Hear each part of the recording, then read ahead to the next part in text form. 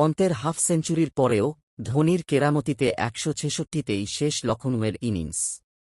অবশেষে ২৭ কোটির ঋষভ পন্তের ব্যাটে মুখ খুলল তাঁর গুরু মহেন্দ্র সিং ধোনির দলের বিরুদ্ধেই। এদিন লখনউ সুপার জায়ান্টসের হয়ে হাফ সেঞ্চুরি করেন পন্ত। তাঁর সৌজন্যেই অক্সিজেন পেল লখনউ। এদিন ঘরের মাঠ একানা স্টেডিয়ামে খেলতে নেমে টস হারেন পন্ত। ধোনি লখনউকে প্রথমে ব্যাট করতে পাঠান, আর ব্যাট করতে নেমেই ব্যাটিং বিপর্যয়ের মুখে পড়ে লখনউ সুপার জায়ান্টস।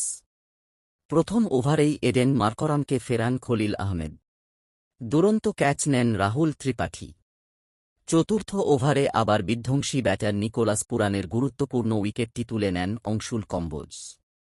যদি ধোনি ডিআরএস নিচ্ছিলেন না, কিন্তু অংশুল জোর করায় বাধ্য হন তিনি ডিআরএস নিতে, এবং সেটি ফলপ্রসূ হয়ে সিএসকের জন্য।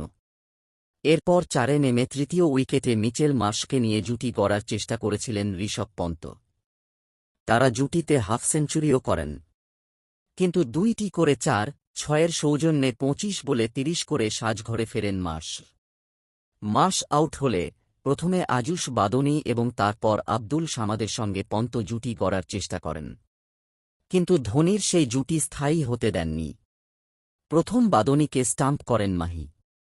তারপর নন স্ট্রাইকার জোনের উইকেট একটিপে ভেঙে আব্দুল সামাদকে সাজঘরে ফেরান সিএসকে অধিনায়ক। সামাদ ফেরার পরের বলেই পন্তের দুরন্ত একটি ক্যাচ নেন ধোনি। উইকেটে পিছনে এদিন অনবদ্য মেজাজে ছিলেন মাহি।